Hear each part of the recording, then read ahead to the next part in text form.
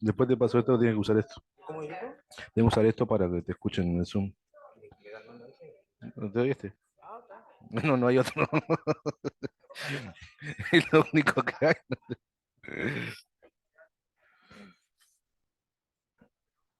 Ya está. Ah, bueno, bien. Acá se ve, sí. ¿Ya se escucha? Sí.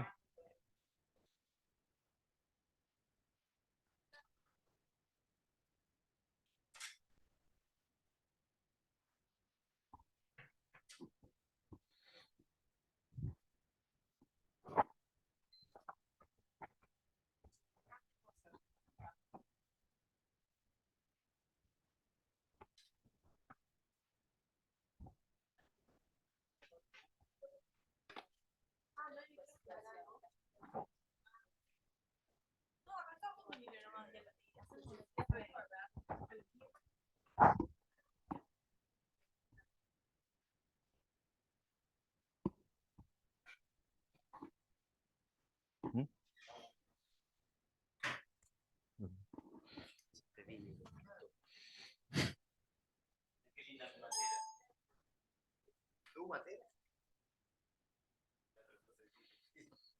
Ya está saliendo por el Zoom, ¿eh? Esto. Bien.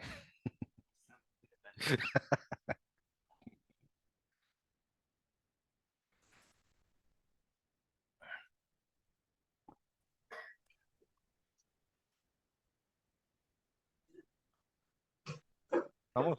¿Sí? Bueno, bueno, buen día para todas. Bienvenidas, bienvenida a la gente del Zoom. ¿Se escucha bien? A ver si contestan algo por ahí. Sí, acá por Zoom se escucha bárbaro. Bárbaro. Buen día. Bueno, lo primero que corresponde es agradecer la invitación a Carla y a Eduardo y a los que organizaron todas estas jornadas. Este, agradecerles por invitarnos. Siempre es un desafío preparar un tema, por más que uno tenga alguna experiencia por ahí, siempre está bueno este, repasar y recordar cosas. Y siempre implica un desafío el remover todas este, los conocimientos y sacarle un poco de telarañas a la mente. Así que gracias por la invitación. Yo acá en realidad hoy vengo más de partener la estrella, el jugador principal, el Messi del equipo, es Víctor. Yo vengo solamente a hacerle un apoyo, un aguante y darle la entrada para el que sabe realmente, que es este, el Víctor. Bien, bueno, para los que no me conocen, yo soy Emilio Fierro, soy licenciado en enfermería, trabajo en el CTI pediátrico de este hospital. Y bueno, y hoy lo que nos convoca acá es hablar cuando nos plantearon el tema, nos dijeron hablar de alteraciones metabólicas. Cuando me dijeron eso era como un poco demasiado, ¿no? Un tema súper amplio, y nos decidimos centrarnos en una de las complicaciones de una de las alteraciones metabólicas más comunes. Así que nos vamos a centrar en lo que es la cetoacidosis diabética, que es una de las complicaciones agudas más comunes de la diabetes. Bien, pero para poder pasar, ¿Tenés aún para grabar esto? ¿En la habitación? ¿Qué pasó? ¿Me pide complemento?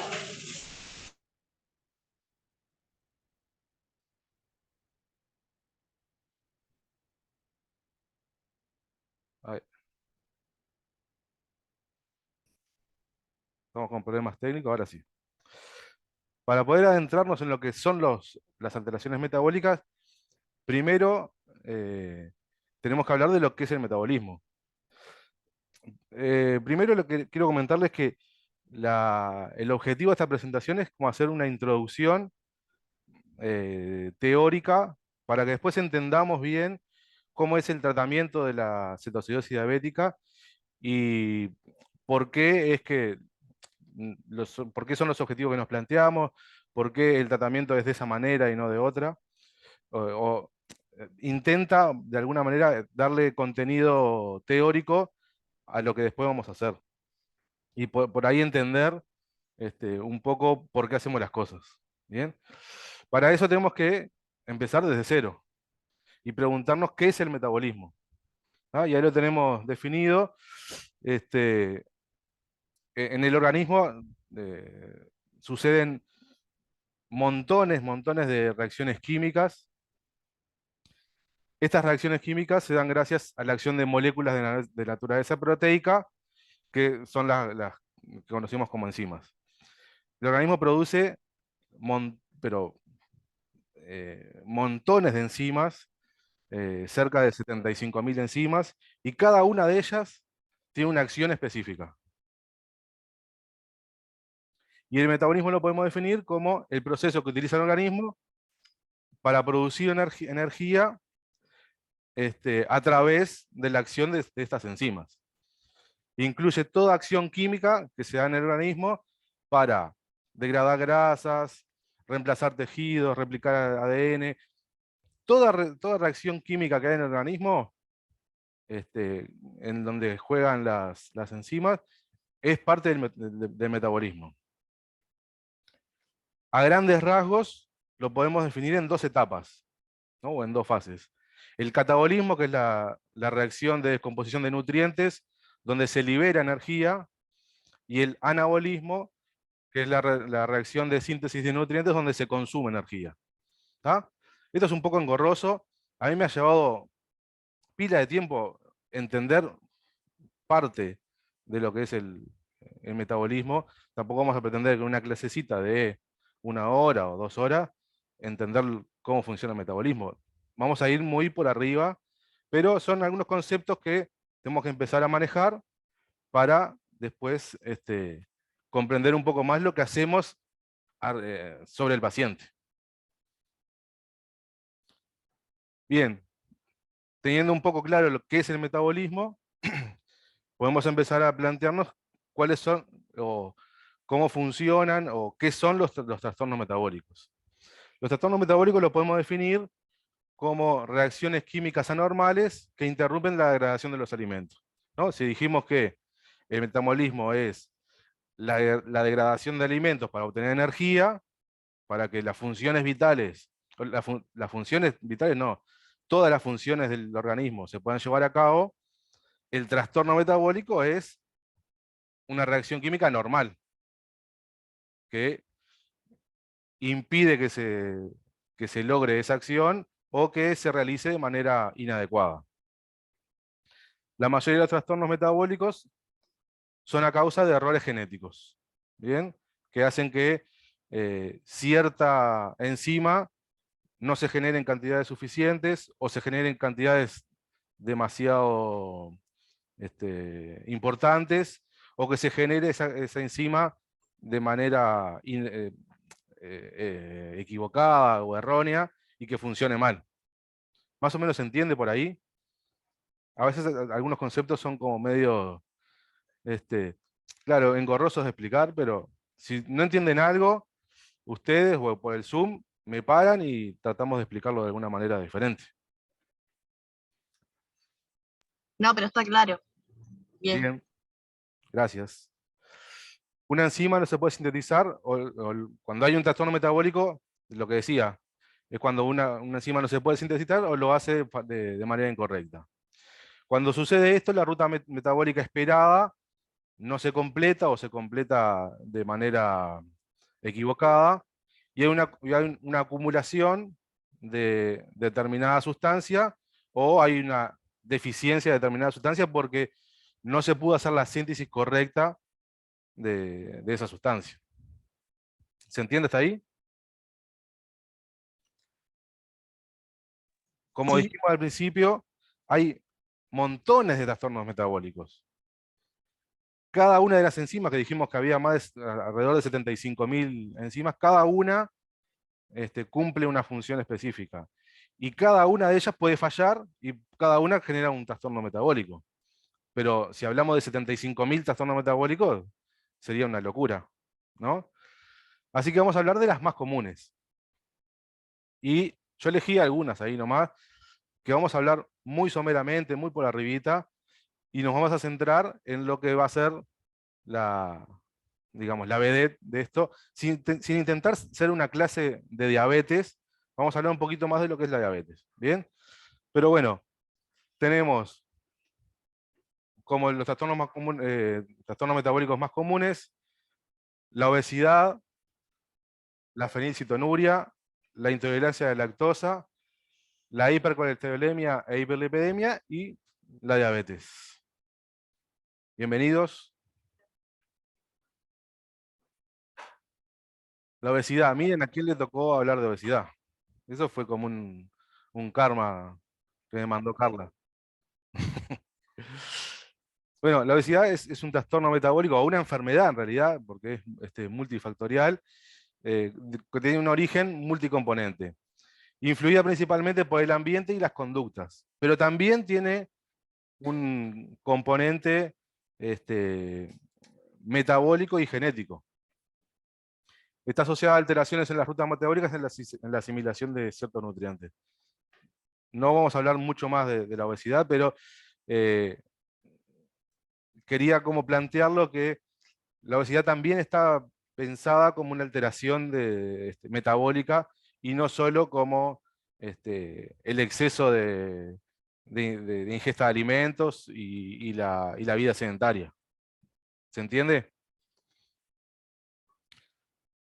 Otra de las alteraciones metabólicas relativamente común es la fenilcetonuria, que es una enfermedad metabólica hereditaria, en la cual hay una ausencia de la enzima encargada de degradar la fenilalanina, que es un aminoácido que aparece en los alimentos ricos en proteínas, y cuando la enzima que degrada la fenilalanina no aparece, lo que pasa en el organismo es que se acumula la fenilalanina.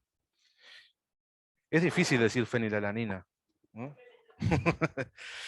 Entonces, como no se puede degradar, se empieza a acumular en el organismo.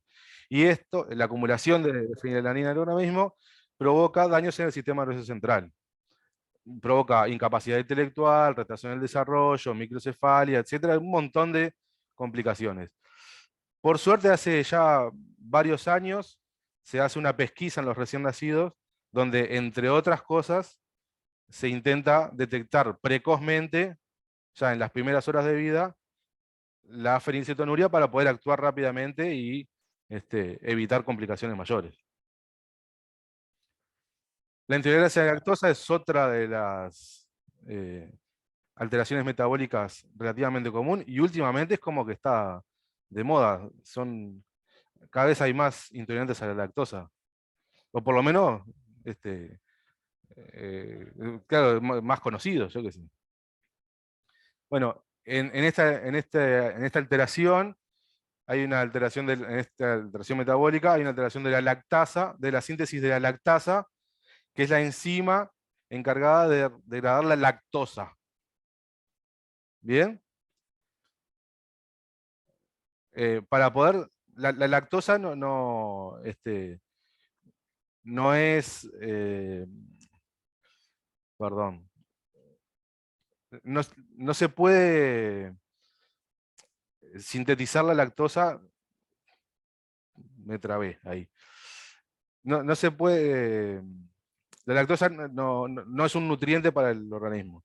Para que pueda transformarse en un alimento, hay que degradarla en glucosa y en galactosa. Entonces ahí es cuando actúa la lactasa. ¿Ah? Los que tienen intolerancia a la lactosa tienen una alteración en la síntesis de lactasa, entonces no pueden degradar la lactosa en galactosa y glucosa. Esta alteración provoca síntomas tales como distensión abdominal, flatulencias, diarreas, vómitos, que en casos graves puede ser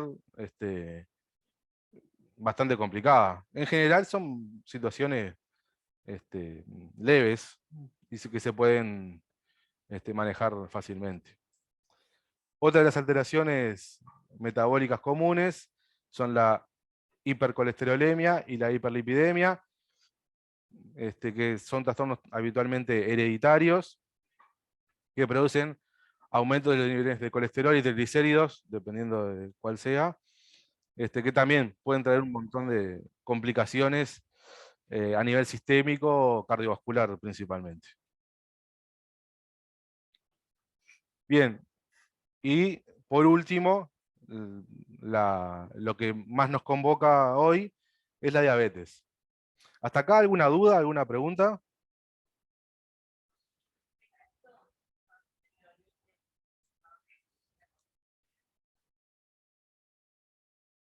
O no entendieron nada o vienen entendiendo todo. Son las dos opciones. Yo creo que no entendieron nada.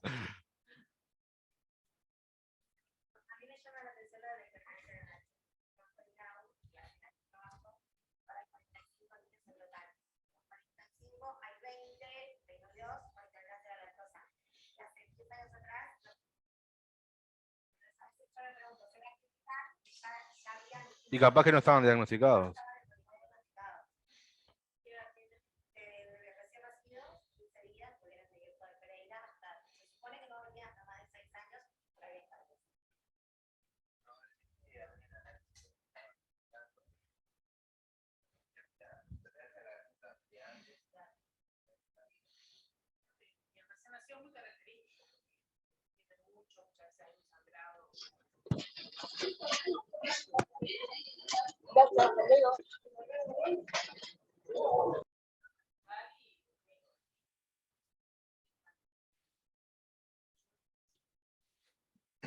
Igualmente, hace un tiempo estuve estudiando un poco de lo de la intolerancia a la lactosa y el que hoy en día seamos tolerantes a la lactosa es una mutación genética.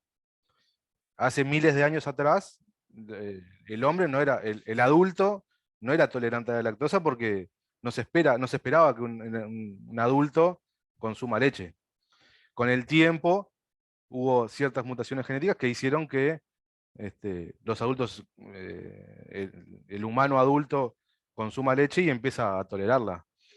Pero, claro, y además de otro mamífero, ¿no? Es una cosa rarísima, pero la evolución hizo que los adultos sean tolerantes a la lactosa. Quizás estamos volviendo a ser neandertales o algo así, yo qué sé. Bueno, hablemos un poquito nada más de diabetes. ¿Ah? Es un síndrome metabólico caracterizado por hiperglicemia y alteración en el metabolismo de los carbohidratos, las proteínas y las grasas, que está causado por una deficiencia en la producción de insulina o una deficiencia en la acción de la insulina, ya sea porque la insulina generada es de mala calidad, por decirlo de alguna manera, o porque hay una resistencia a la acción de la insulina. Bien, el organismo se resiste a la acción de la insulina. La forma de presentación más común en los niños es la de tipo 1, que es la comúnmente conocemos como insulino dependiente. En la diabetes tipo 1 hay una destrucción autoinmune de las células beta de los islotes de Langerhans del páncreas, seguramente ya lo estudiaron y lo escucharon cientos de veces esto, lo que hace que la producción sea nula o prácticamente nula, la producción de insulina.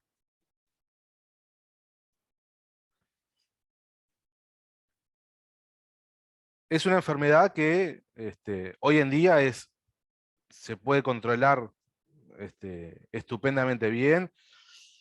No le voy a decir que se puede tener una vida normal, pero una vida relativamente normal con los controles y este, las consideraciones que debe tener cualquier niño o cualquier adulto, cualquier persona diabética, pero hay algunos factores que hacen que ese equilibrio que se puede obtener con relativa facilidad, ese equilibrio desaparezca, y generalmente o principalmente los factores precipitantes del desequilibrio metabólico de la diabetes son las infecciones, sobre todo las infecciones urinarias y las neumonias. Y se dan hasta en un 40% de las descompensaciones diabéticas se dan por infecciones. También se puede descompensar, por decirlo de una manera, la diabetes por errores en la administración de la insulina u omisiones en la administración de insulina. Eso se da muchas veces en adolescentes cuando empiezan con problemas conductuales y de alguna manera rebeldía hacia el tratamiento y hacia la enfermedad. Empiezan a haber omisiones, olvidos y demás. El debut diabético se da en un 20 o 30% de los casos de descompensación diabética, aparecen por primera vez. El embarazo es un factor precipitante que puede hacer que la diabetes que estaba controlada se descontrole o que aparezca diabetes gestacional.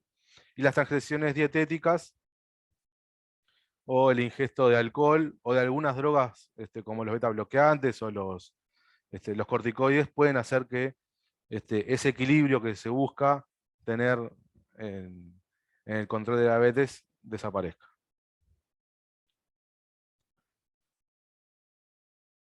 Clínicamente, la diabetes se presenta en el debut diabético con la tríada clásica de polidipsia, poliuria y adelgazamiento, y en general da mucho dolor abdominal en los debut diabéticos. En los pacientes diabéticos conocidos, clínicamente se presenta con fiebre dada por la infección, como dijimos, que principalmente las infecciones urinarias, con abandono del tratamiento o causado por una transición alimentaria, ingesta de alcohol o porque justo está recibiendo corticoides o algo así que hacen que se descompense. Las descompensaciones agudas más comunes de la diabetes son la cetoacidosis diabética, que es de lo que vamos a hablar ahora, de lo que nos convocó para hablar hoy, la hipoglicemia y el coma hiperosmolar no cetósico. Esas son como digamos, las complicaciones más severas que puede haber y en las que hay que actuar más rápido. Lo que hoy nos convoca es hablar de la cetoacidosis diabética. Desde el punto de vista bioquímico de la cetoacidosis diabética, se da con una hiperglicemia mayor a 300 miligramos por decilitro o 3 gramos por litro, que es lo mismo.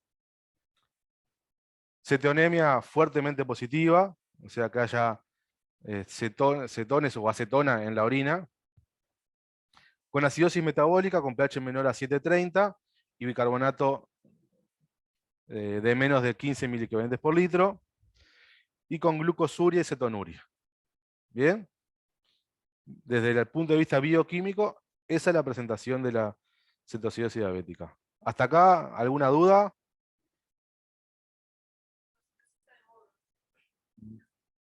Sí. ¿En el Zoom alguna duda?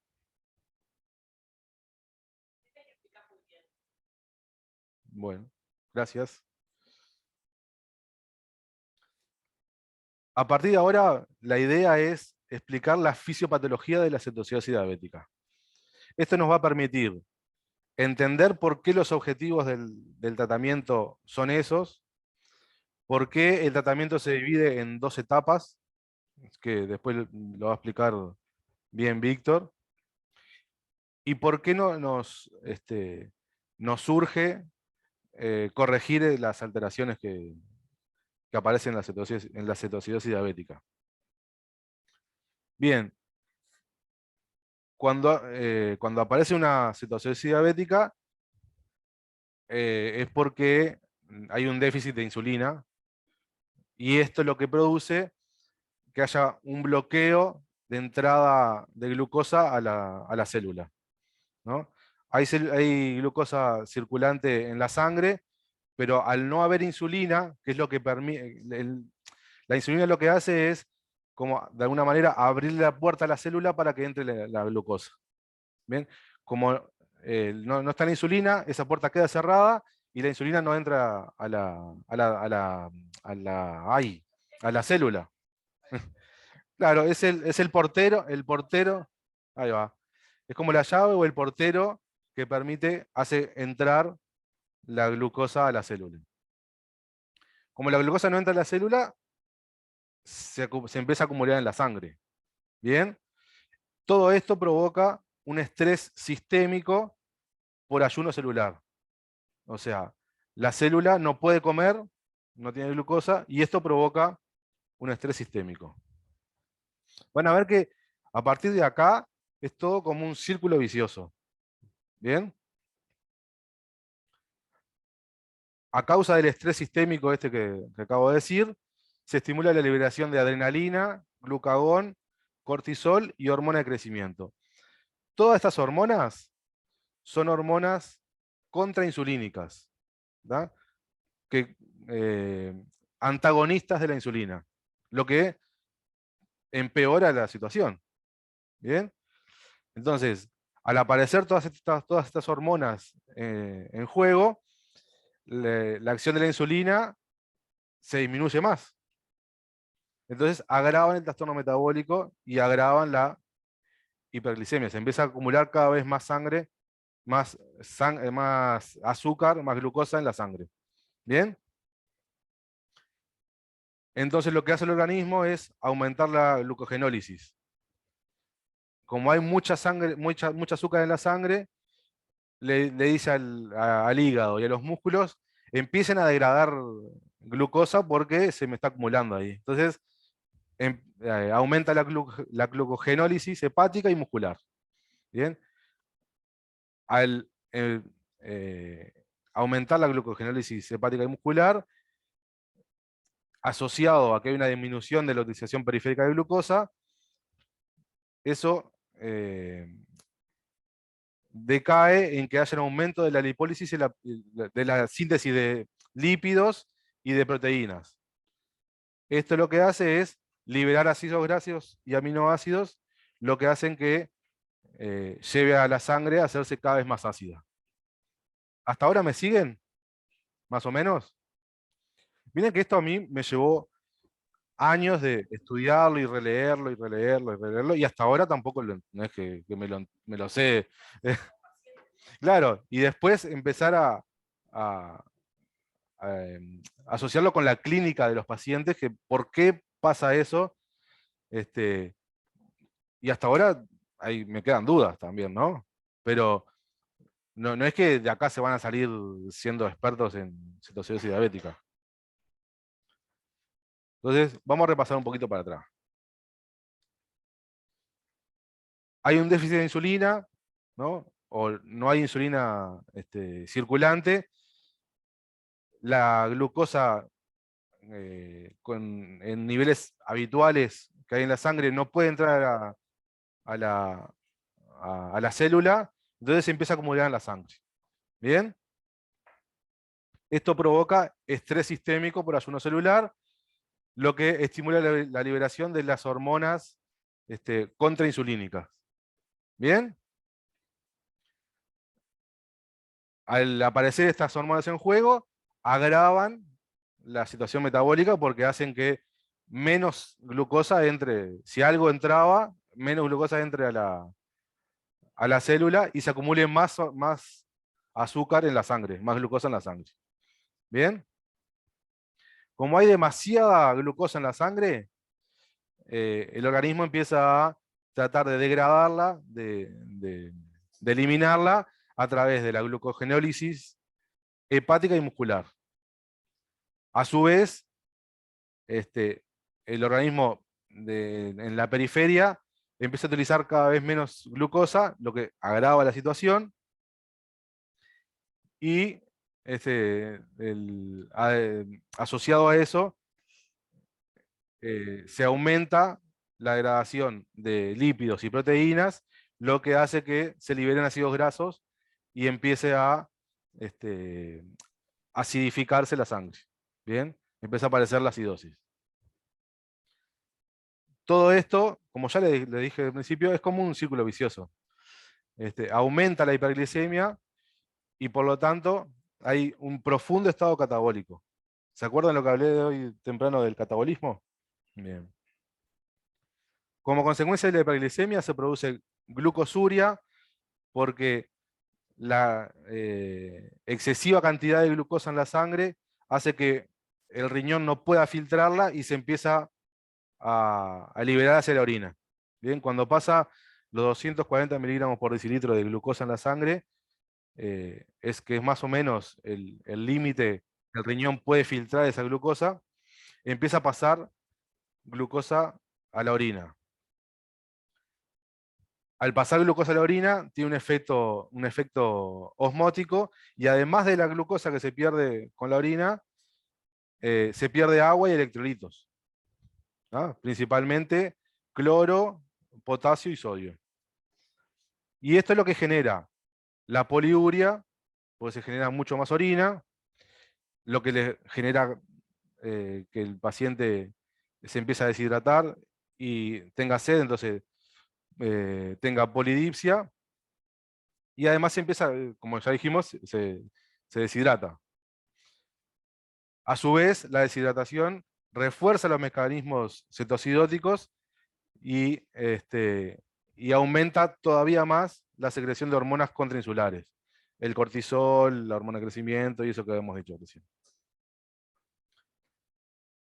Al aumentarse la diuresis osmótica, genera un déficit de líquidos de alrededor de 100 mililitros por kilo, eso es relativo, y se pierden los iones que ya hablamos. Además, la hiperglicemia aumenta la tonicidad plasmática, ¿no?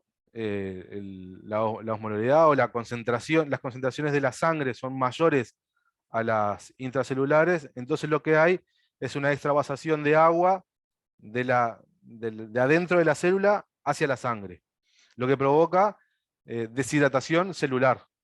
No solamente deshidratación sistémica, sino además deshidratación celular. ¿Se entendió? ¿Se entiende eso hasta ahora? Bien. Los ácidos grasos aumentados, que habíamos dicho que se liberaban, entran en cetogénesis hepática y se transforman en cuerpos cetónicos, provocando más acidosis metabólica. Y ahí es cuando aparecen el aliento cetónico, la polimnea, la taquipnea, para poder, como mecanismos reguladores. Y el cuerpo entra en un estado de acidosis metabólica, con cetosis, y lo que más nos preocupa es la acidosis. ¿Por qué?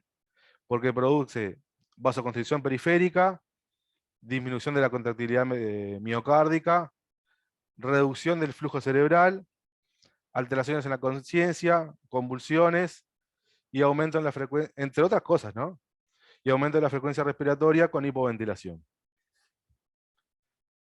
Sé que es un poco engorroso la explicación, pero espero que por lo menos hayan entendido un poquito la fisiopatología de la cetoacidosis diabética. Entendiendo esto, después nos ayuda más a entender el por qué hacemos las cosas cuando las hacemos. ¿Bien? ¿Hasta acá quedó alguna duda?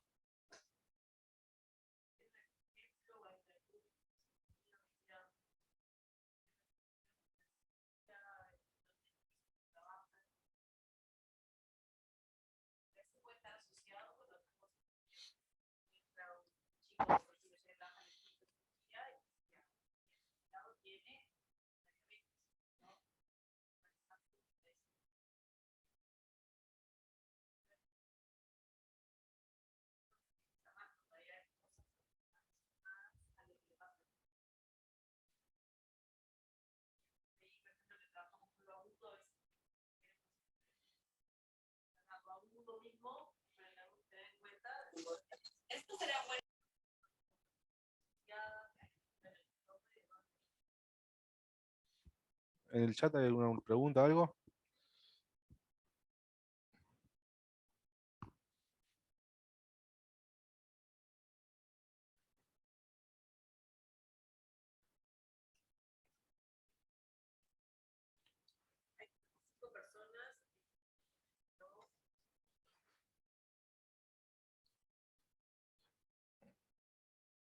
Bien, este es un tema que es bastante complejo y engorroso de explicar, sobre todo.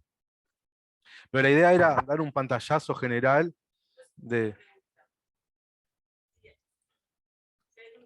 Ah, la pregunta era si hay dudas.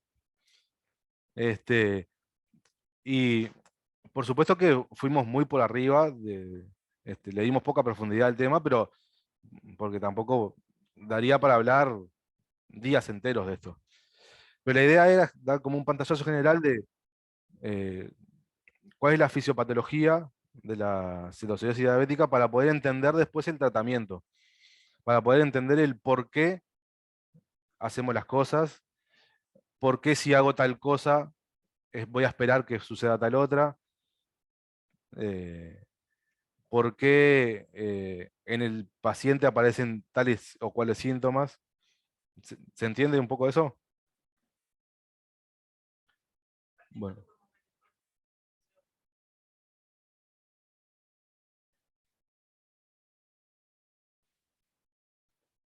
Bien, ya hemos planteado el paciente, ya lo tenemos el paciente delante nuestro. Sí.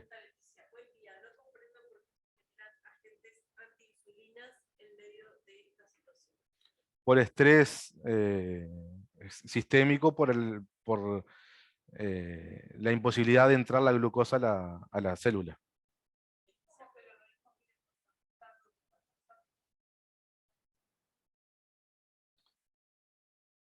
Son mecanismos autorreguladores que, eh, claro, pero lo que intentan es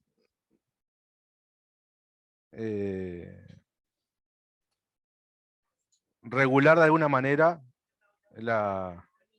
Sí, es una alteración y es un momento del metabolismo que es caótico, ¿no? Y el organismo funciona o reacciona como puede a veces.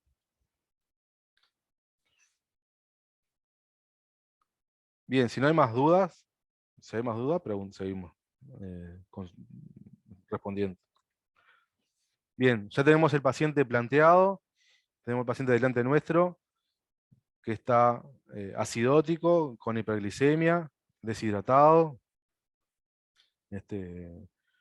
con cetosis, con glucosuria, con cetonuria, y le vamos a pedir cama en el CTI, y ahí nos va a recibir Víctor. Entonces yo lo voy a llamar por teléfono: Víctor, mirá, necesito cama para un paciente con una cetocidosis diabética, así que por favor ayúdame, y te lo vamos a mandar para el CTI. Y Víctor, por supuesto que con toda su disponibilidad, dice: sí, mandámelo en 2 minutos, ya te lo recibo. Bueno, espero les haya aportado algo, que no haya sido demasiado envolante. Y bueno, si quedan dudas, después las seguimos respondiendo. Pues, capaz que algunas cosas quedan medias colgadas, pero ahora viendo los objetivos de tratamiento, la fase de tratamiento, se pueden entender algunas cosas un poco más claras. Gracias.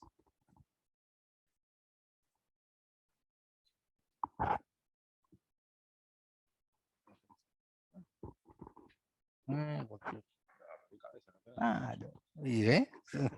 ¿Cómo? ¿Sí? Ah, bueno, el puntero arriba. Sí, está bien ahí enganchado todo, ¿no? Vaya a volar bien.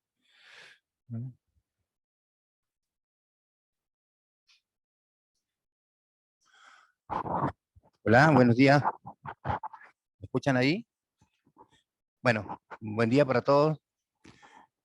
Bueno, también mi nombre es Víctor Casavieja, también licenciado de CTI pediátrico. Y bueno, hoy con Emilio estamos dando esta charla tan amena, digo, y tan elocuente, digo, ¿no? Pero bueno, la idea es dar un pantallazo de cómo se recibe un paciente, cómo este, lo integramos en la unidad de cuidados intensivos. Paciente que en servicios de emergencia, por ejemplo en el PDA Rosell, digo, se recibe en puerta de emergencia y se estabiliza en puerta de emergencia y sube a piso ya más estable, ¿no? Pero en este caso, digo, vamos a tratar de recibir al paciente dentro de la unidad de cuidados intensivos y ahí hacemos el mismo proceso, digo, de recepción de un paciente crítico en el cual merece, digo, toda la atención y, por supuesto, digo, merece también, digo, todos los cuidados que estén al alcance nuestro, ¿no? En este caso, digo, y a título de informativo, digo, bueno, nada, preparamos una unidad, digo, sabemos que en puerta de emergencia tenemos un paciente X que está acusando un cuadro de cetoacidosis, o que suponemos que es un debut diabético también, digo, que es un paciente no conocido, y necesitamos, digo, ingresarlo en la unidad para tratar de proporcionarle y tratar de empezar el tratamiento lo más precoz posible, eh, para tratar de revertir ese cuadro de cetoacidosis, ¿no? Bueno, entonces, acá se ve un poquito, bastante chiquito, ¿no? Pero cuando lo recibimos en un paciente en un servicio de cuidados intensivos, lo que primero, y parece medio tonto, digo, es la recepción, digo, de la unidad, digo, acomodar la unidad en forma tal de que el paciente tenga todas tenga todas las condiciones para recibirlo, porque si nos falta algo, tenemos que estar saliendo corriendo, y eso es algo que el tiempo, digo, en ese caso, digo, lo que se demora, digo, es lo que se pierde también. Bueno, bueno, como acá dice también, ¿no? La cama, digo, con ropa de abrigo, un ambú, porque cada unidad de cuidado intensivo tenemos no solamente la parte de oxígeno y la parte de lo que es aspiración central, sino que también tenemos también todo lo que es la parte de reanimación, digo, y el ambú, digo, no puede faltar tampoco, la bolsa resucitatoria, entonces ya, bueno. Bueno, hablamos también de monitor multiparamétrico, ya hablamos también de la fuente de oxígeno central, con dispositivo, digo, para proporcionar al paciente, porque supuestamente este paciente va a venir con hiperventilando, y es necesario proporcionarle por lo menos oxígeno para que el paciente eh, este, pueda combatir la sed de aire, más que nada. Bueno, una fuente de aspiración funcionante, porque también si este paciente presenta vómitos o se llega a aspirar, digo, debemos de gravitarle también el estómago, digo, con tal de no provocar, digo, mayores incidencias, mayores complicaciones. Bueno, hablando de la fuente de aspiración y eso, bueno, también sondas adecuadas, digo, según la edad del niño, ¿no? Digo, siempre tratando con pacientes pediátricos. Después bombas de infusión, que en este caso yo puse 3 bombas de infusión mínimo. Y después voy a dar, o sea, voy a hablar con claridad por qué digo 3 bombas de infusión como mínimo, porque es así como empezaría el tratamiento de fluidoterapia, digo, en este paciente. Bueno, material de punción, para un acceso venoso nuevo, exámenes para hacer exámenes paraclínicos, para tomar muestras, un glucomíter también, porque tenemos que sacar una glicemia capilar, un termómetro, porque también, digo, aparte del monitor multiparamétrico, que nos permite medir presión arterial, frecuencia cardíaca, frecuencia respiratoria, tener un trazado también cardíaco. Precisamos también medir el medio interno, porque hay algo que es, ahí tengo un retorno. Hay algo que tengo bien en cuenta, de que también el paciente puede venir por algún, cuando es un diabético conocido, puede venir con algún proceso infeccioso, y bueno, el termómetro, la temperatura axilar, digo, tenemos que tomarla, y tenerla en cuenta también, ¿no? Bueno, material blanco, jeringas, bolsas para estudio, eso todo lo que conforma más bien la unidad. Y si me falta algo, bueno, que me lo aclaren, por favor, que a veces ya medio dormido, ya uno dice cualquier cosa. ¿Ah? Y bueno, y después también tenemos que tener en cuenta de que esos pacientes, digo, tenemos que medir la diuresis. Ya de por sí en la unidad de cuidados intensivos, como nosotros tenemos un balance, hay que hacer balance estricto de ingresos y egresos, digo, la diuresis es parte de los egresos y bueno, en estos pacientes con mucha más relevancia, ¿no?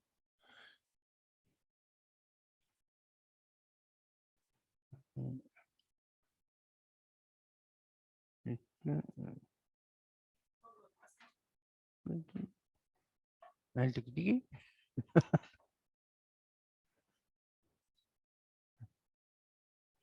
A ver. Ahora sí. Bueno, hablamos de los cuidados de enfermería en el manejo de pacientes diabéticos en la unidad de cuidados intensivos y también hacemos referencia, digo, que lo mismo que estamos hablando acá también sucede. ¿Sí? Bueno, sí o no, dependiendo de la condición del paciente, porque si en puerta de emergencia me dice, este paciente está en un estado, digo, de conciencia, o sea, con una depresión de conciencia tal, digo, el respirador va a estar en la unidad. Y si no está en la unidad, bueno, está cerca, digo.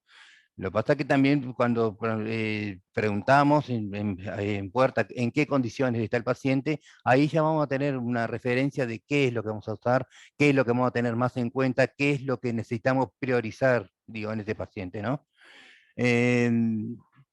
Por suerte, digo, los cuadros de cetoacidosis diabética que han pasado por la unidad, digo, no han tenido tanta relevancia como para llegar a tener que ventilarlos, digo, pero no escapa a que suceda eso, ¿no? Bueno, cuando recibimos al paciente, bueno, lo primero que hacemos, digo, como protocolo del servicio, digo, se hacen se recibe la paciente de la unidad, obviamente que ya dijimos y hablamos de que tiene que estar equipada con oxígeno y aspiración. Después, al valorar enfermería al paciente, ya tenemos que saber el estado de conciencia, y ahí sí, si está alerta, con tendencia al sueño, confuso, omnibulado, ¿ah? Si está en coma, bueno, si está en coma ya sabemos que obviamente es un paciente muy, muy delicado. Otra cosa que tenemos que ver y tener en cuenta de que si es un paciente que viene por una deshidratación o por una hipovolemia, el estado de hidratación, piel y mucosas también tiene que contar, ¿no? Bueno, obviamente lo monitorizamos, ponemos electrodos, saturamos, controlamos, ¿ah? Y después, bueno, está, obviamente que el personal que está dentro de la unidad es un personal adiestrado, así que sabemos que contamos con un médico intensivista, el licenciado de enfermería, el auxiliar de enfermería, que va a estar a cargo de ese paciente, ¿ah? Y ahí, bueno, todo lo que conlleva, digo, a tener en cuenta.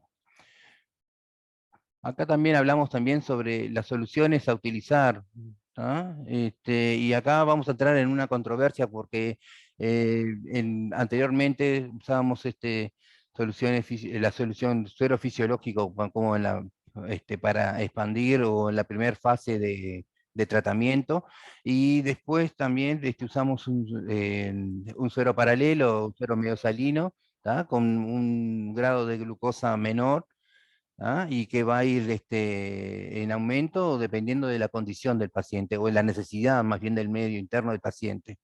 A su vez también tenemos que preparar un goteo de insulina cristalina, que hay dos protocolos que se utilizaron en un momento dado, en el cual, digo, en puerta de emergencia, el más común es usar 25 unidades de insulina cristalina en 250 centímetros de suero fisiológico. ¿tá? Que eso nos da una relación de 0,1 unidad kilo hora para pasar en el niño, para proporcionarle. En caso de que la acidosis sea severa, digo, obviamente que se va a utilizar bicarbonato, un sexto molar, que es lo tolerable dentro en vías venosas periféricas, ¿no? Bueno, las soluciones, bueno, hablamos de las soluciones de Destroza, también tenemos que hablar también sobre los iones, porque otra cosa que es lo que se pierde y lo que hay es una disionía, o sea que vamos a tener pérdidas de iones de potasio y de sodio, ¿no? Y yo lo que puse acá abajo es de que se reemplaza el sistema de lo que antes se preparaba artesanalmente o se ponía un suero paralelo a la insulina de glucosado, después se pasaba a un 7,5, que era un suero artesanal porque no hay un suero específico al 7,5%, ¿ah? Y después a pasar al 10%, y ya colocar un suero al 12,5 por vía periférica ya implica un riesgo bastante, una complicación bastante severa a nivel periférico, ¿no? O sea que eso te tendría que pasar ya por una rama central más que nada. O si en caso de tener un acceso venoso central, digo, ahí sí se colocaría, o sea, si en caso extremo te tuviese que usar un 12,5.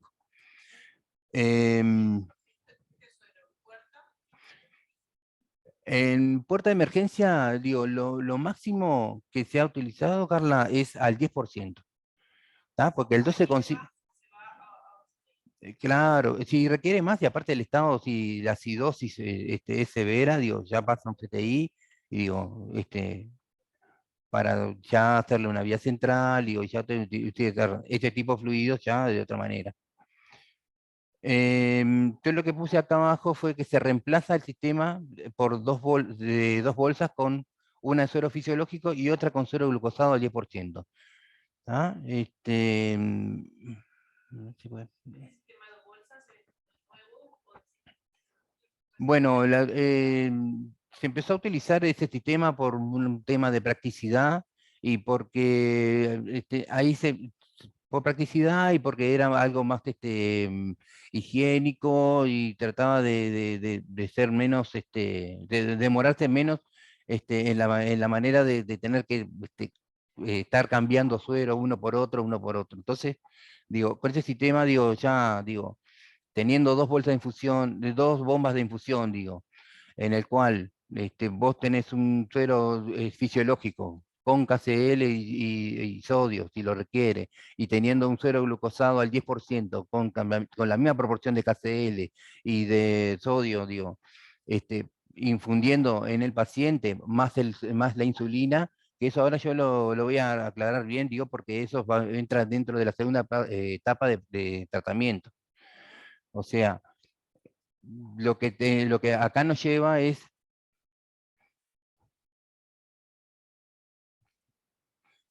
Edu, Edu,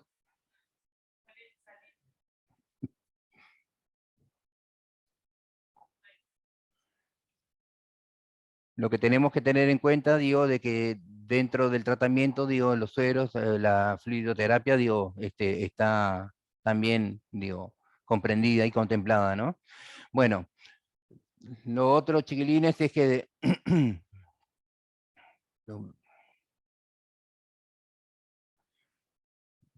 hacer registros de todo lo que ingresa y todo lo que se excreta en ese paciente. O sea, registros de todas las soluciones y volúmenes administrados, y los hemoglucotés por horario que tenemos, la paraclínica que se saca cada 2 horas. Digo, tiene que estar todo detallado en este tipo de paciente. ¿Ah? Obviamente, digo, lo que se va a pedir cada 2 horas de gasometría venosa, glicemia, cetonemia, ionograma. ¿tá? El control de diuresis, también registrarlo en planilla del paciente, como ya habíamos hablado. Y después, en lo posible, dejar colocada ya una primera vía para extracción para clínica. metabólica infecciosa más el hemoglucosaje capilar.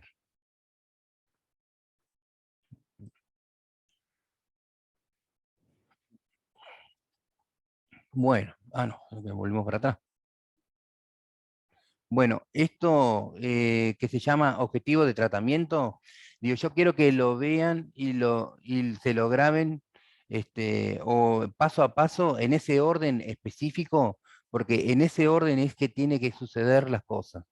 Digo, lo primero que tenemos que revertir en el niño es eso, el estado de shock hipovolémico. ¿Tá? Porque es un niño que está perdiendo, está deshidratado, que está perdiendo iones, y bueno, entonces la manera en que tenemos que empezar a compensar y el tratamiento es así. ¿Ah? Después, corregir la deshidratación. Digo, obviamente que cuando nosotros empezamos a hacer carga de volumen de suero fisiológico, lo que estamos tratando es de proporcionarle al medio interno, digo, que no se sigan perdiendo más, digo, del espacio intracelular al extracelular, se siga perdiendo iones potasio, que es importante, así como también iones de sodio. Bueno, después corregir el desequilibrio hidroelectrolítico, bueno, está en base, digo, al plan de suero que se le coloca al paciente, digo, ahí ya estamos proporcionándole los iones necesarios, ¿verdad? Siguiente paso es corregir la cetosis y la acidosis. ¿Y por qué no la glicemia? ¿Alguien me puede contestar eso?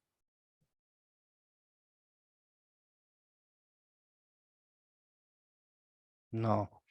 El tema es así. La glicemia se puede corregir rápidamente, pero el tema de la cetosis o la cetonemia, digo, demora mucho más en corregirse.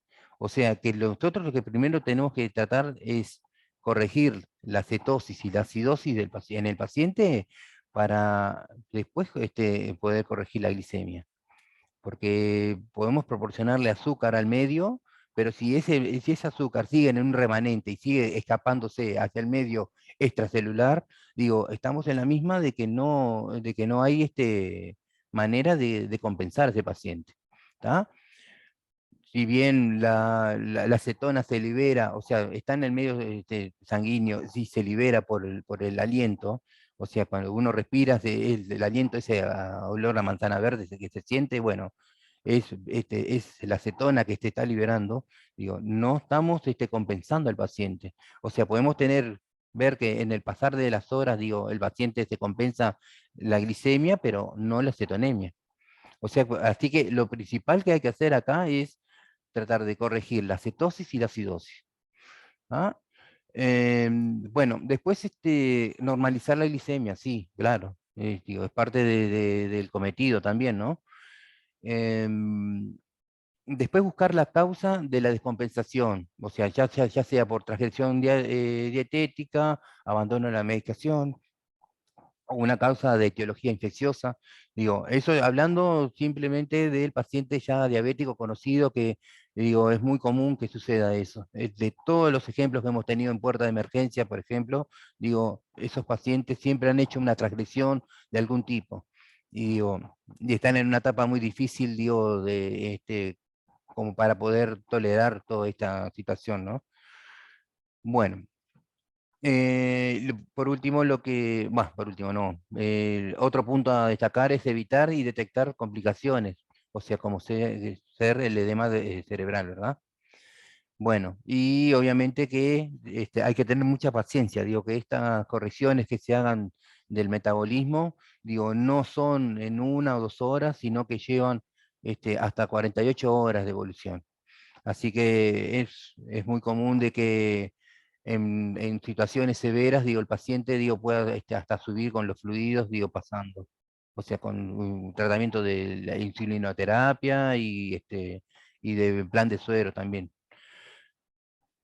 Por algo es que hay que tener en cuenta la corrección de los desequilibrios metabólicos, ¿no?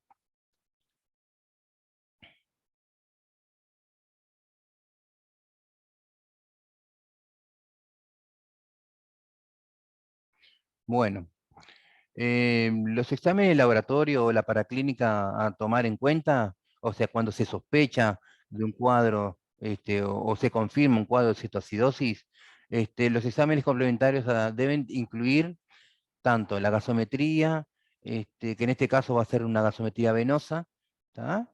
Porque ahí se va a también detectar todo lo metabólico, y después la glicemia, cetonemia, cetonuria, ¿tá? Un ionograma. ¿Tá? Acá, entre paréntesis, puse con cálculo de la brecha aniónica y de sodio, o sea, el conteo de los iones, más que nada, que es una de las cosas que se pierde. Una creatinina, ¿tá? Y una osmolaridad total y efectiva. ¿Tá? Después, sabiendo que lo que se busca detectar es una hiperglicemia mayor o igual a 200 miligramos por decilitro, una acidosis metabólica con un pH menor a 7,30, ¿tá? Todo lo que ya Emilio ya había conversado con nosotros acá. También un bicarbonato menor a 15 mil equivalentes por litro, ¿tá? Una cetonemia mayor o igual a 2 cruces, digo, o sea que ahí cuantos más cruces tengan, más severa es la cetosis, ¿verdad? Glucosuria positiva en orina y la cetonuria positiva en orina.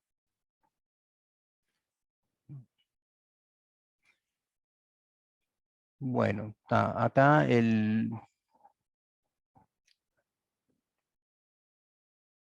la fluidoterapia, estamos hablando.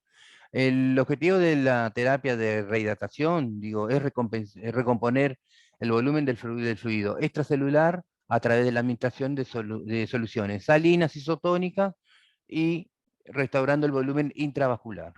¿Tá? De esta manera se puede disminuir las hormonas contrarreguladoras, que eran las hormonas que, contrainsulares, o sea, que actúan cuando la insulina no está presente en el medio interno, ¿tá? Y pueda disminuir las hormonas y la glicemia sérica, perdón, lo cual aumentaría la sensibilidad de la insulina. Pudiendo corregir esto con volumen y con los planes de suero indicados, digo, lo que logramos así es que la insulina empiece a actuar sobre el medio.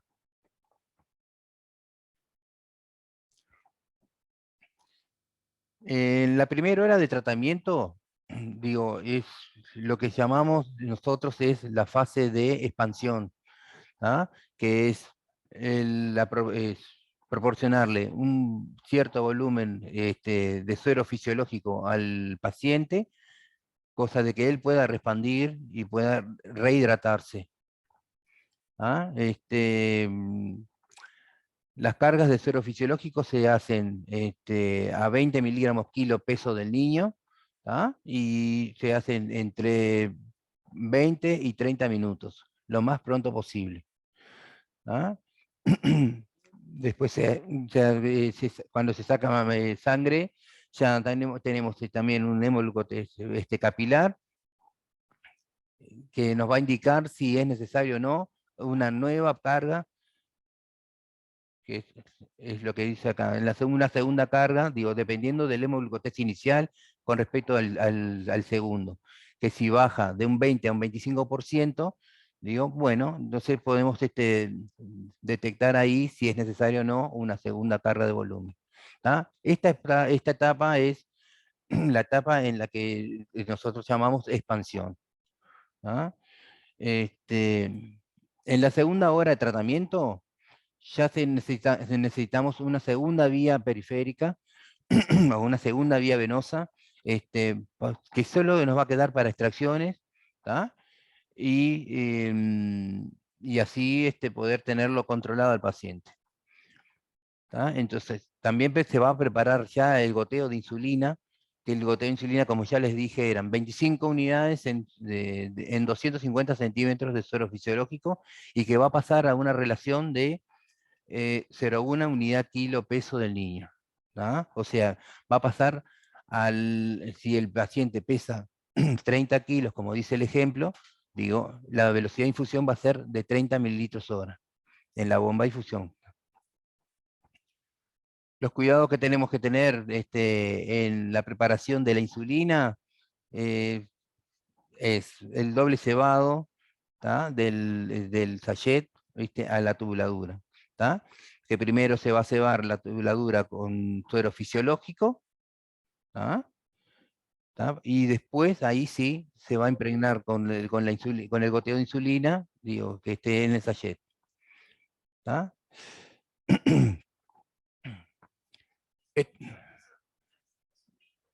El doble cebado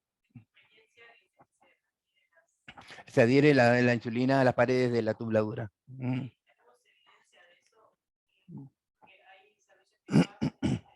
Bueno, en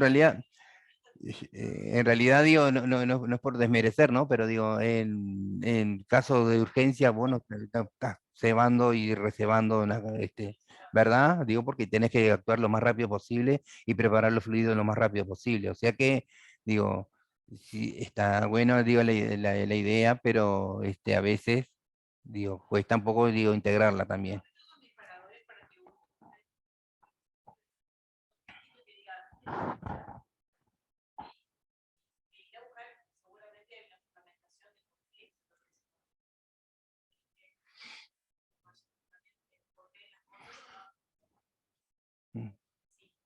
Bueno, lo que sí hay que tener en cuenta, digo, que un goteo de insulina, digo, a permanencia, digo, en 24 horas se lo tiene que cambiar cada 6 horas mínimo, se tiene que cambiar el goteo, digo, porque, digo, hablando de de la utilidad de la insulina, digo, no puede quedar el mismo goteo en 24 horas, ¿no? ¿Tá? O sea que una de las indicaciones sería también cambiarlo cada 6 horas. Bueno, ahora ya entramos en la segunda etapa de tratamiento, que ya pasamos lo que es la etapa de expansión, y bueno, ahora en la segunda etapa de tratamiento, también, según el hemoglucotés capilar, digo, o según el hemoglucotés también que se haya sacado del medio interno, digo, si es mayor a 300 miligramos por decilitro, se va a empezar con un goteo de insulina y paralelo suero fisiológico más potasio. Ya empezamos a preparar de esa manera, digo, el volumen, digo, y proporcionarle también ya iones, ¿no? Acá dice que la mayor pérdida del potasio del espacio intracelular al extracelular, digo, que es lo que ocasiona, ¿tá? Que el KCl sérico va de 2,5 miliequivalentes por litro, ¿tá? Y que se tiene que corregir de 0,3 a 0,5 miliequivalentes kilo hora diluido en suero fisiológico. ¿Tá? La concentración máxima que se puede poner en un volumen de 1 litro es 60 miliequivalentes de KCl. No podemos pasarnos de eso porque ya estaríamos superando también lo permitido por vía venosa periférica.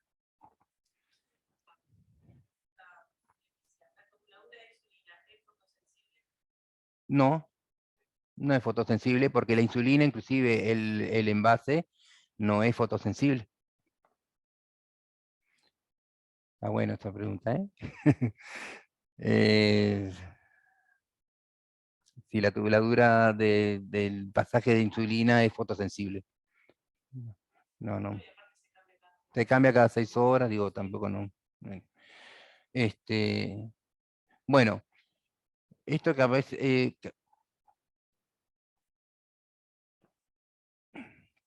esto que aparece acá, todo el KCl mayor a 5,5 miliequivalentes, dice no adicionar KCl hasta obtener un gasto urinario de mayor a 2 mililitros kilo hora en las excretas, ¿no? Después dice también que si el hemoglucotés es menor a 300 miligramos, o sea, menor a 3 gramos, ya cambiamos el plan de suero. Ya cambiamos, pasamos a un destroza al 5% con sodio, ¿ah? Más KCl también, que la proporción tendrá que ser de KCl en el sachet de 40.000 equivalentes en el ritmo de infusión calculado para 48 horas, ¿no? O sea, dentro de esas 48 horas se va a manejar la misma cantidad de iones en los volúmenes que se presenten, ¿ah? Y con eso se va a ir jugando. Bueno, Lo otro es que la glicemia no debe bajar más del 10%, y eso hay que tenerlo en cuenta, chiquilines, porque a veces alguien pregunta, digo, ¿y en qué momento dejamos de usar los volúmenes para pasar a la insulina subcutánea? ¿No? Entonces, bueno, lo que tenemos que tener en cuenta acá es que la glicemia no puede tener una caída mayor del 10% por hora.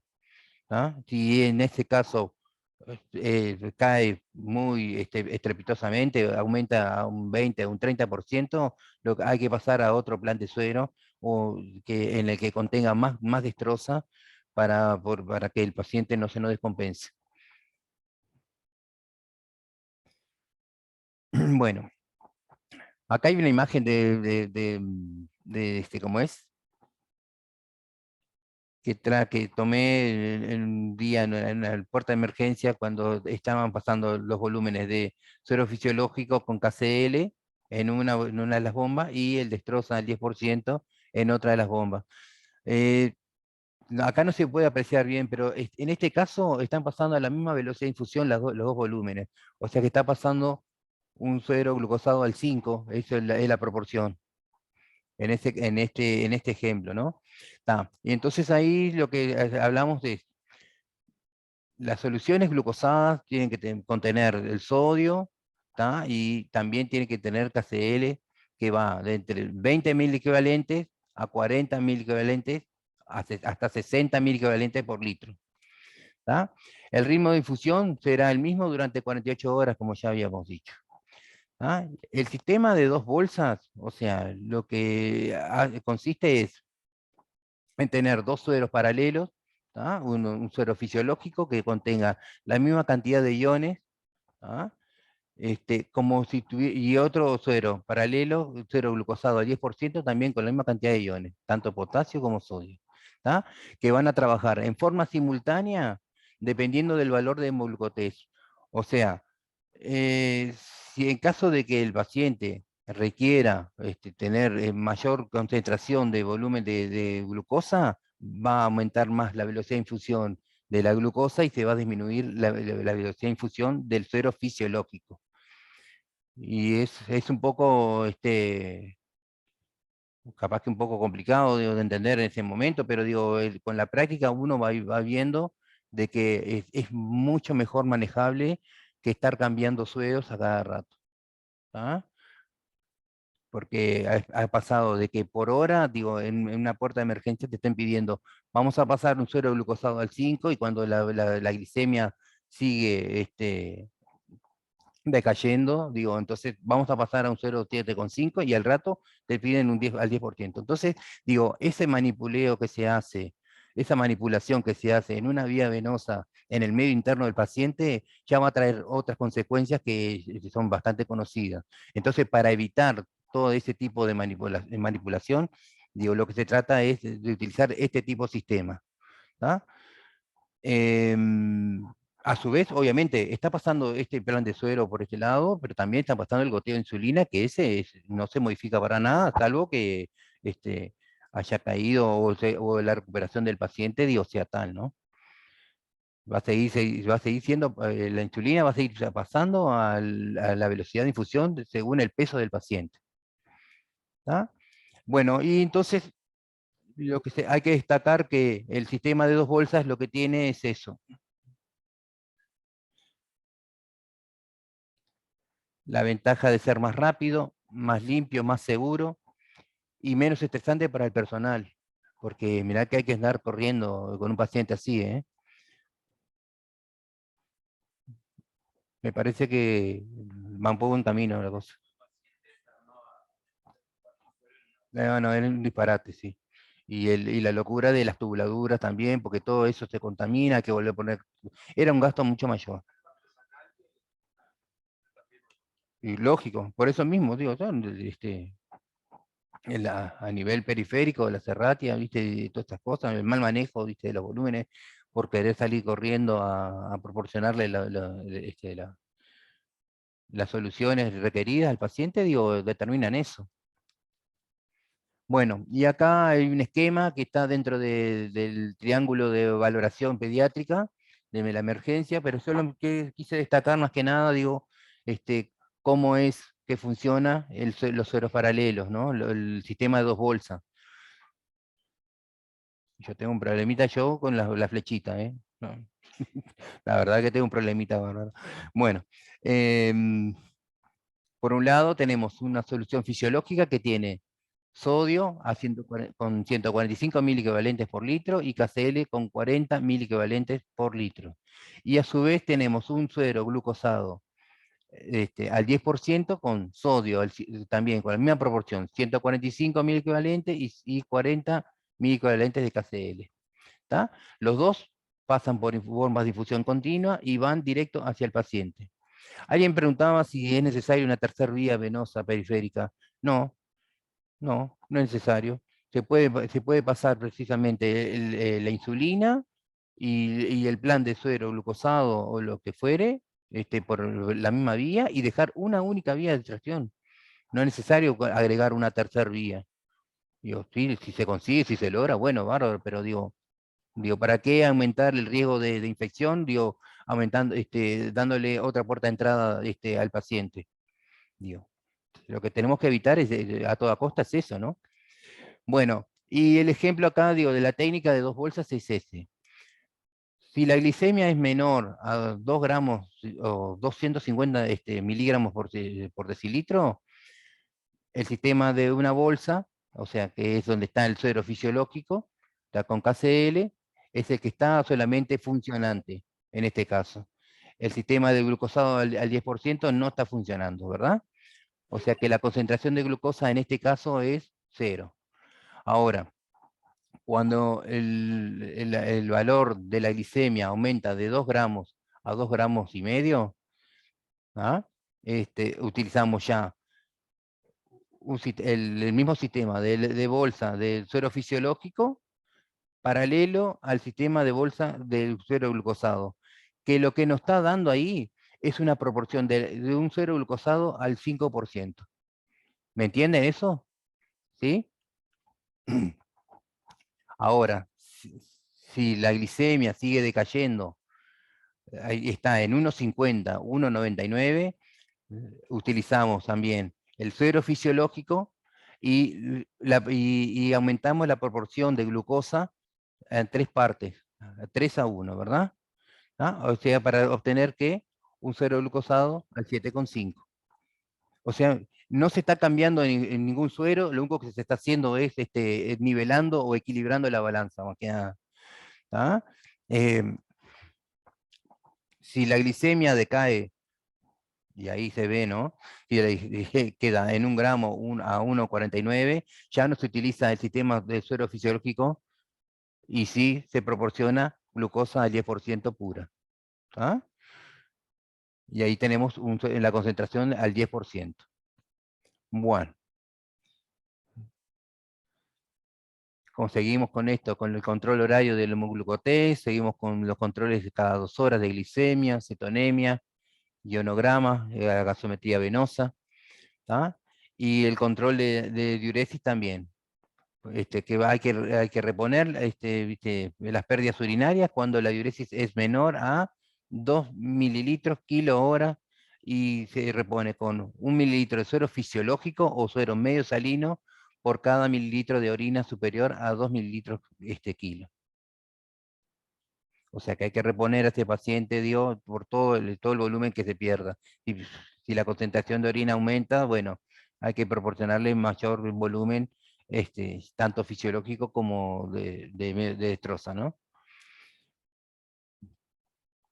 Bueno, acá dice que el tratamiento insulínico no debe discontinuarse hasta que la acidosis y la cetonemia mejoren significativamente. Como habíamos dicho antes, la brecha aniónica, se normalice o esté cercana a lo normal. ¿Ah? Cuando la continuación del tratamiento por aproximadamente 7 horas después de alcanzar la normoglicemia permite usualmente la resolución completa de la cetoacidosis. O sea, cuando tengamos resuelta la cetoacidosis, ahí ya pasaremos a otro plan de acción. ¿Ah? Y acá dice también que una vez controlado el cuadro y el paciente sea capaz de alimentarse por vía oral, se pasará a un régimen insulínico de multidosis, basado en el tratamiento previo, ¿no? O si es un diabético con debut, la dosis de insulina se calculará entre 0,6 y 0,7 unidades kilo por día, modificándose según la glicemia. ¿Hasta el momento se entiende esto? Digo, esto es un tema bastante Sí, pesado también, ¿no? ¿Hay pregunta ahí, Carla? Ah, bueno,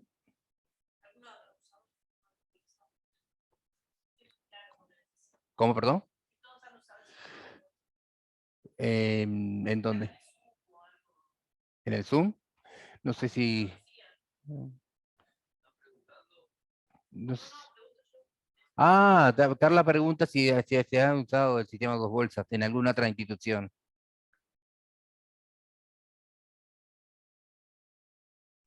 no, Carla, donde yo trabajo no se usa eso. ¿Sigue con el viejo sistema entonces? No, así es. Ah.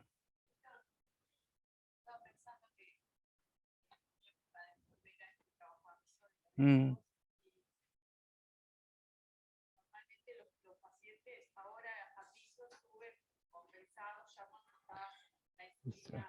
eh, claro, ahí está. Mm, con todo, con todo. Sí, exacto. Eran gorrosos. Es- exacto. Sí, sí, sí. Bueno, viste que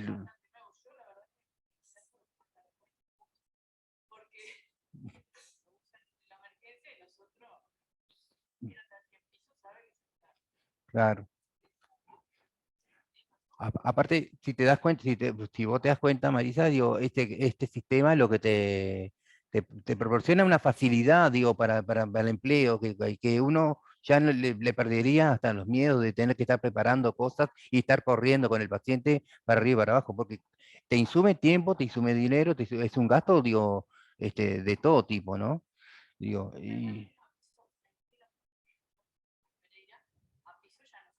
no, sí, sí, sí. Pasa. Sí,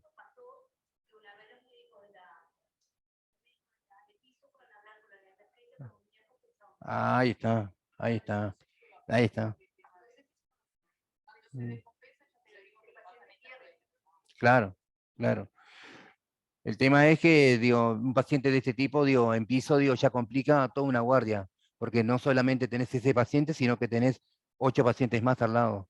Digo, entonces, digo, ya tenés que requerir de una persona en específico, que el médico tiene que estar corriendo con ese paciente, o sea, digo, ya te desbarata de la guardia, digo, en un piso, ¿no? Por eso que en muchas instituciones, digo, el paciente no se compensa en puerta y sube directamente a CTI. ¿Tá? Porque ya saben que el control va a ser más estricto, digo, va a tener personal ya eh, adecuado, digo, y en específico, ¿viste? O sea que va a ser de otra manera la situación.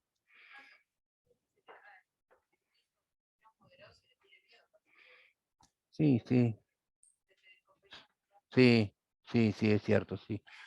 Aparte, cuando son pacientes conocidos, digo, viste que son esos pacientes que son más inestables todavía que un debut, viste. Son mucho, porque hay muchos factores que, entre ellos el psicológico, que es el que influye mucho más sobre esos pacientes, y el estrés, digo, que se genera es importante. Digo, hemos tenido ejemplos de niñas que han ido un montón de veces, y bueno, digo, y siempre la misma situación se repite, ¿no? La transgresión medicamentosa, que me comí algo y no dije. Bueno, es así, es así. Bueno, nos quedamos ahí. Digo. Bueno, lo que hablamos acá ahora sobre las complicaciones que suceden, digo, de no poderse corregir, digo, el cuadro de cetoacidosis, ¿no? Ah, por un lado, la dilatación gástrica aguda o la gastritis erosiva que se genera en el medio, ¿viste? Eso, digo, complica mucho. Después, el edema cerebral, la hiperpotasemia o la hipopotasemia, ¿ah? Digo, al no corregirse adecuadamente, ¿viste? Los iones.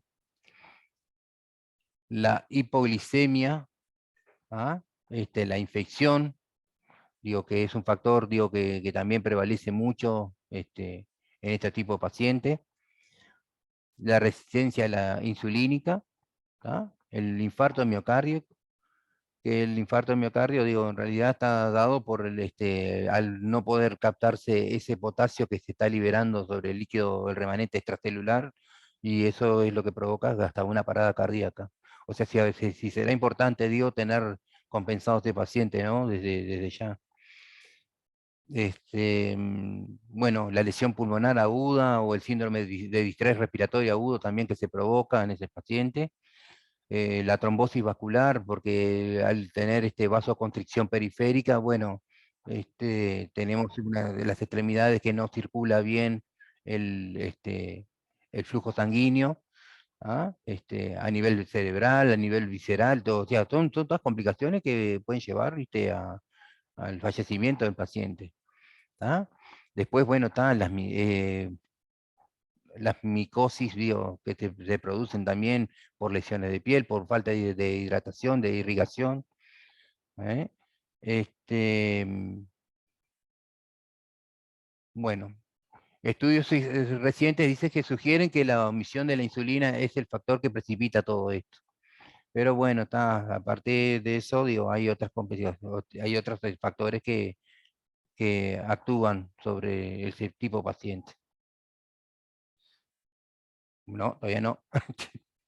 Bueno, cortito nomás, plan al alta, digo, de este paciente, cuando ya sabemos que se va a retirar de la unidad de cuidados intensivos, que ya está compensado, que ya empezó ya retomó vía oral, ya está con tratamiento de insulina cristalina, la lenta y la rápida, digo, o sea, digo, lo que nosotros planteamos es en el plan al alta, digo, permitir al niño llevar una vida prácticamente normal o con ausencia de síntomas y complicaciones agudas, garantizar un crecimiento y desarrollo normal en ese paciente, prevenir o retardar la aparición de complicaciones crónicas a nivel de vascular y micro y macrovascular, ¿ah? O sea, mantener la glicemia dentro de los parámetros normales.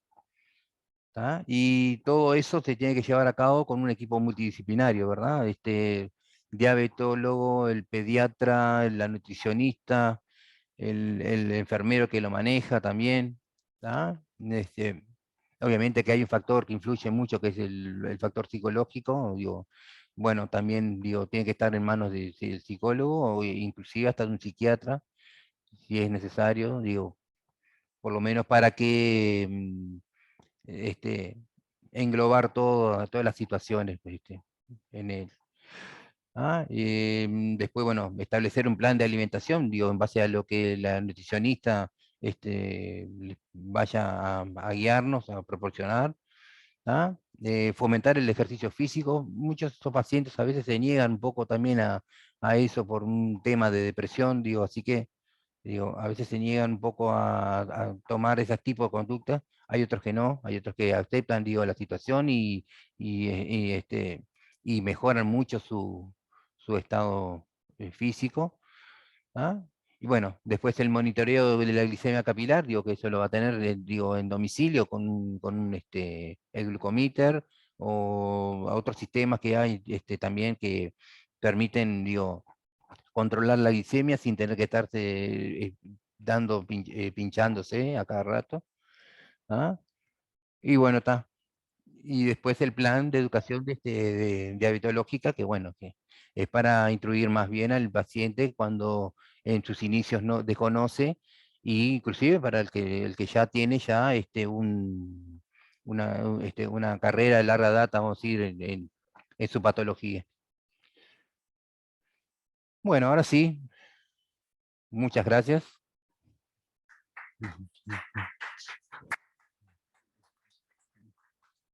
Bueno, muy bien. Bueno. Y Emilio, mira que es el capo. Ay.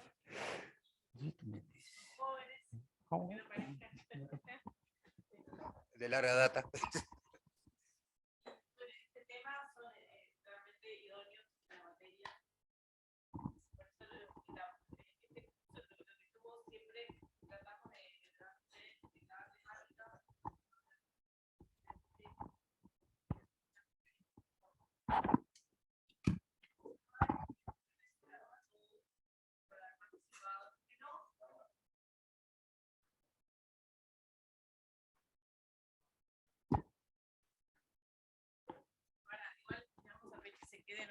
se queden un ratito a tomar un cafecito y vamos a hacer un cierre de la semana de la prematurez.